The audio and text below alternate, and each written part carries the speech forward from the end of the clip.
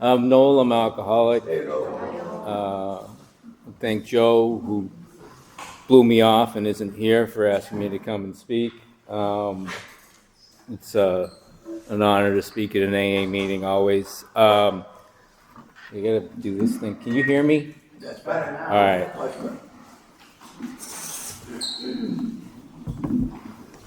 All right. I might break into song, so just be careful.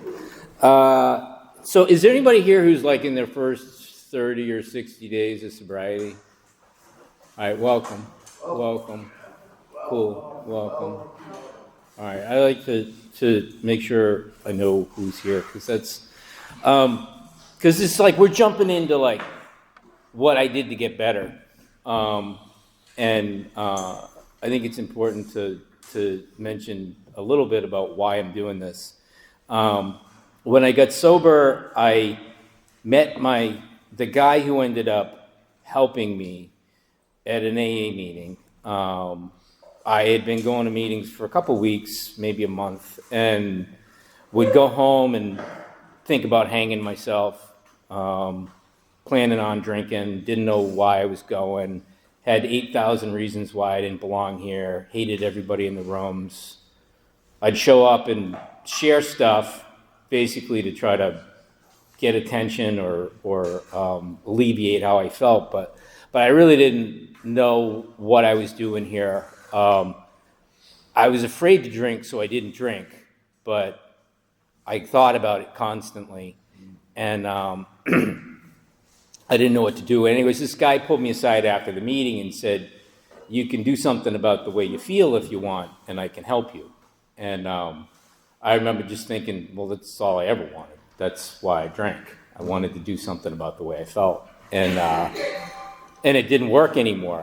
I drank to the point where I shouldn't be feeling anything, and I still wanted to die. And so it wasn't working. And anyways, he offered to get together and meet with me. And when I got together with him, we met at a coffee shop, and he brought his big book. So I hated him because he was like, fundamentalist, brainwashed prick, and I just didn't, I don't want anything to do with that. And but he sat there and he told me what it felt like to be me. Only he was talking about him, and he wasn't talking about drinking. He was talking about what it felt like to be not drinking, and how my head like raced constantly, and I thought about hurting people, and I, like everybody in the room, I was terrified of them, and I had a reason why I didn't like everybody and why they wouldn't like me, and I didn't know what to do. And then I'd go home and I'd try to sleep, but like my mind would go 9 million miles an hour, and I can't do shots of NyQuil to go to sleep anymore, and I can't, drown myself anymore. So I just lay there in my bed and I couldn't stop it. And so I was just thinking about hanging myself. And he explained what that felt like, only he told me how he put a gun in his mouth at 8 years sober, and then checked himself into McLean's. And it was the first time in my life I was honest with somebody about how I felt, and then he explained to me how he didn't feel that way anymore. And that's what I wanted. I just didn't want to feel like that anymore. And so we started reading the book, and I went through the readings with him. I bullshitted him when he asked me questions and told him I believed things I didn't believe, and because I just wanted this to go away. And we went over to his house and knelt down on the floor. I held his hand. I was afraid he was going to rape me. It's basically, I just sat there the whole time, terrified he was going to, he was a lot bigger than me. I thought he was going to knock me out. And I was going to be Eric's bitch, and that's the way it was going to go. And that's not what happened. What happened was we sat there, we said this prayer, and he sat there for like 5 minutes and didn't talk and was just at peace. And that freaked me out. Like how do you sit still like that? And I'd never done that. And then we got up off the floor, and he showed me this reading, and we read up to the sentence where it says, we listed the people, institutions, and principles with whom we're angry. Stop. I'm like, what do you mean stop? He says, well, that's the end of the instruction, so we're going to go do that instruction. And so what they had explained to me up until this point in the book is that, like, I've got this thing that when I put booze in my body, I don't know what's going to happen to me. Like, I went out for beers at lunch. Remember when they had, like, the brewery they opened downtown that lasted for, like, a couple years, and then it failed, like, before they put in the next thing that failed? And but anyways, I grew up here, and so I went out for a beer at lunchtime at the brewery, and I wound up at Foxwoods somehow. I drove. I don't know how I got there, but I knew that I was $300 up because I pulled a ticket out of my pocket from the bank machine. It said I took out $40, and I had $340 on the blackjack table. But beyond that, I don't know anything about what happened to get me there, how, nothing. That kind of stuff was just normal for me. Because when I put booze in my body, I can't tell you what's going to happen to me. He said, good, don't ever drink again. And I'm like, I don't know how to not drink again. I've never not drank again. I started drinking when I was 12 and down off of Clark Street, and then I drank down there and all over Burncoat Park and everywhere around here, and that's all I ever knew. So I don't know how to not drink again. And he says, good, well then you're screwed. There better be God. And that's really what step 2 was a realization that this isn't going to go away, and is there any willingness in me to believe that something else might work? And the only willingness I had was him.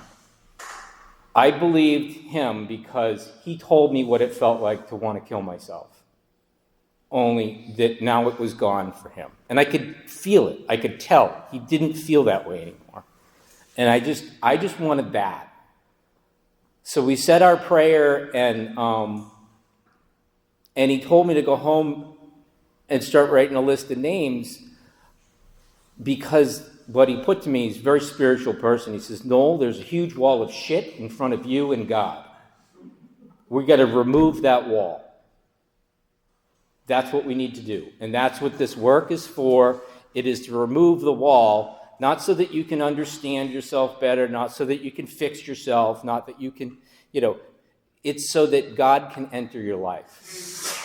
Because until we remove that stuff, it's not going to happen.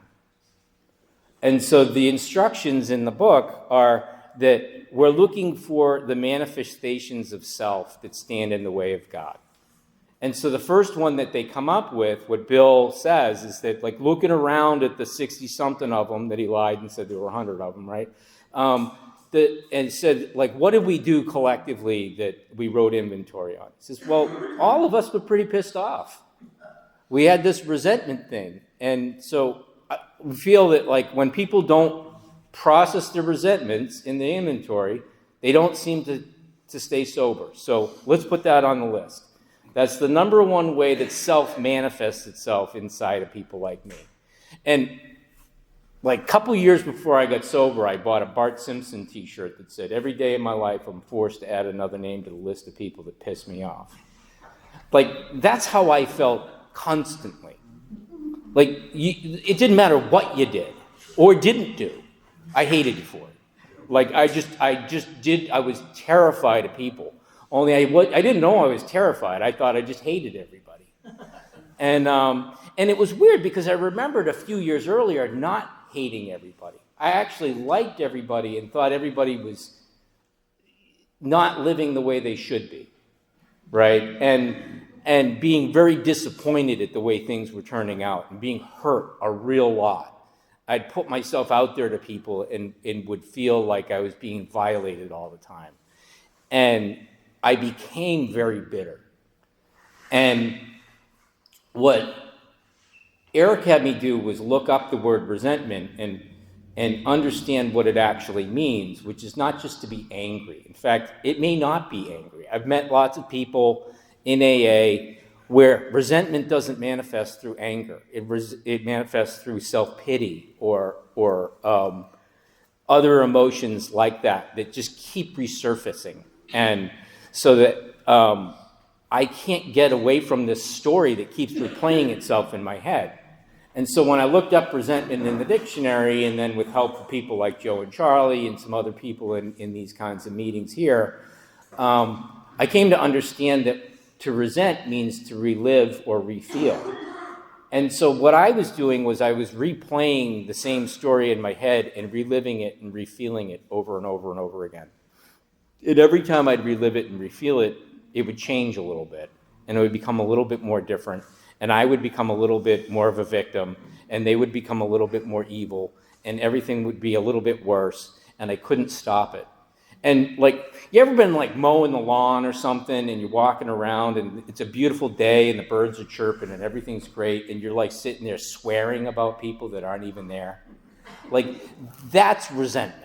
Like, that's classic resentment. And then I'm going to say this, and then they said this, and then this will happen, and then, wait, and then I'm going to, and all of it's just like, none of it's happening. It's like it's not even happening, and it's all in my head. And I was walking around with decades of this in my brain, completely unprocessed. There's no way that there's any room for anything beautiful to come into my life, God, right? Because I couldn't see through that. It was so dark. It was just dark. And so we said the prayer, and I went home, and he had told me to go start writing a list of people I hate, like it says in here. Write a list of people that you're resentful at. Now, I've been walking around with it for years. If you were unfortunate enough to sit down next to me at the bar stool, you were going to hear about it, right? If you sat next to me on the bus, you were going to hear about it. If it, no matter where you were going to hear about it, because I was just going to rattle off why everybody sucked, and they were all connected, and they all knew each other, and they were in on it.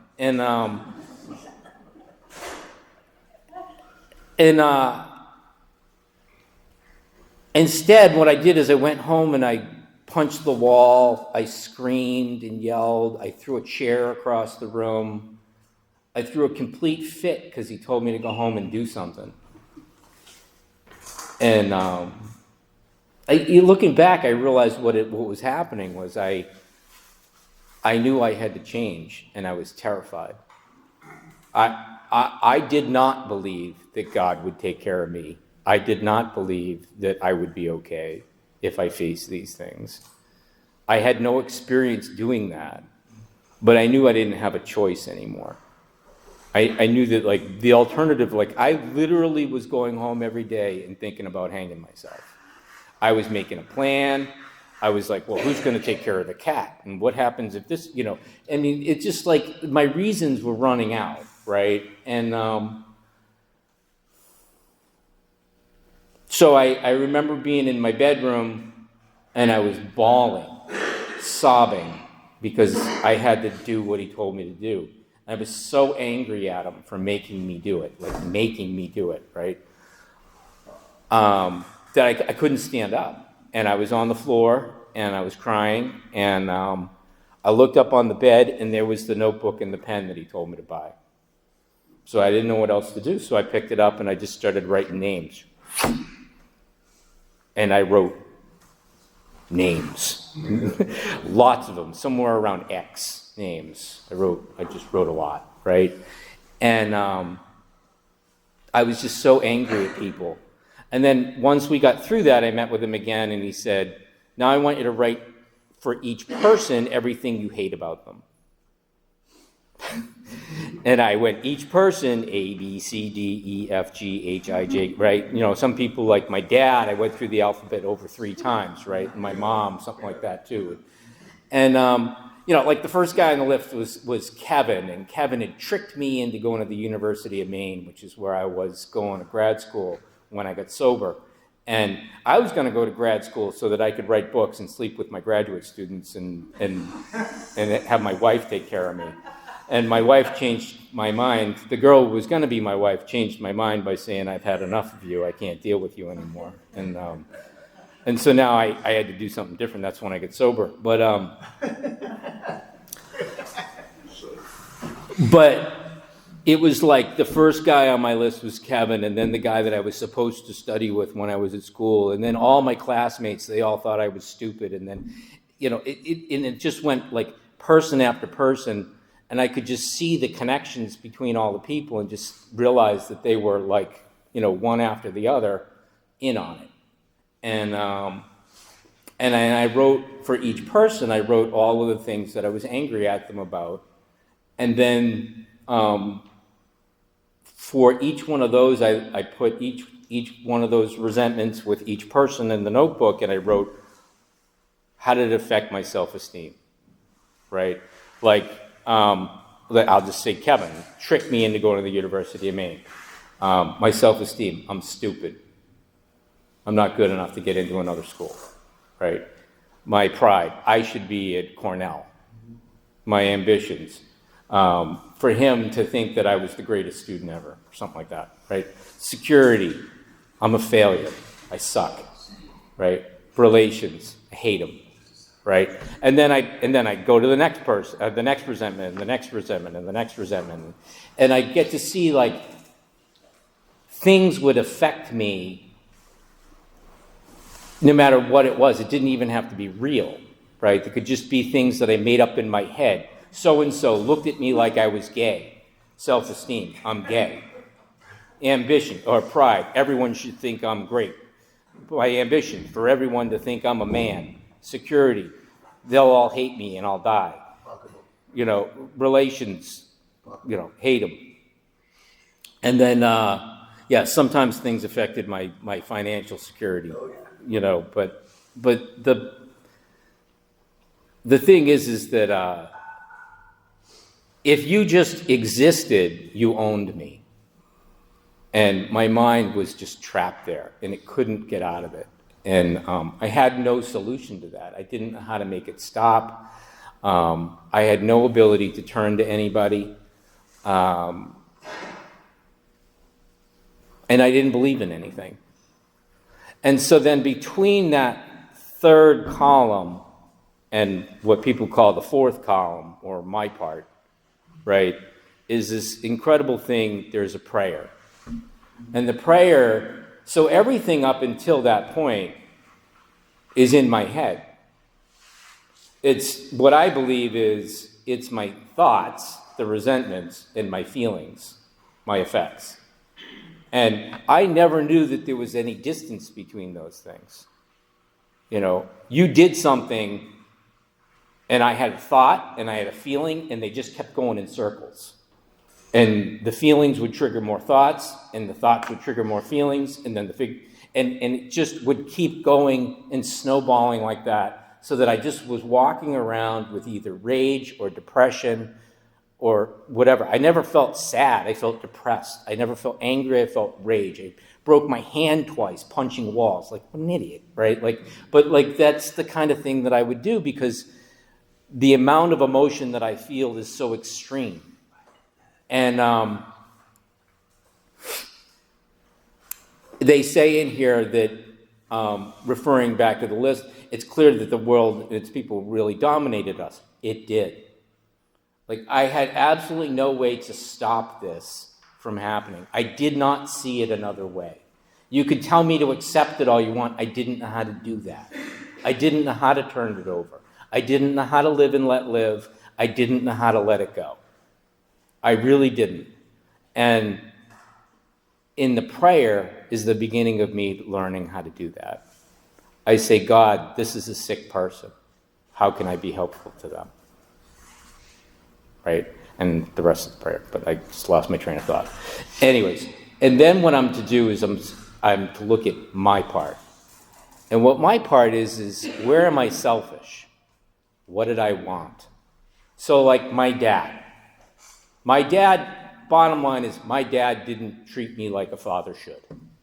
Right? I had about 60 reasons or 90 or 100 different ways that he didn't treat me like a father should so that I felt loved. My self-esteem says I'm not loved. I'm not lovable. My pride says he should treat me like a father should. My ambitions is to be loved. My security is that I need him. My relationships is I shut him out, right? What did I want? I wanted him to make me feel loved.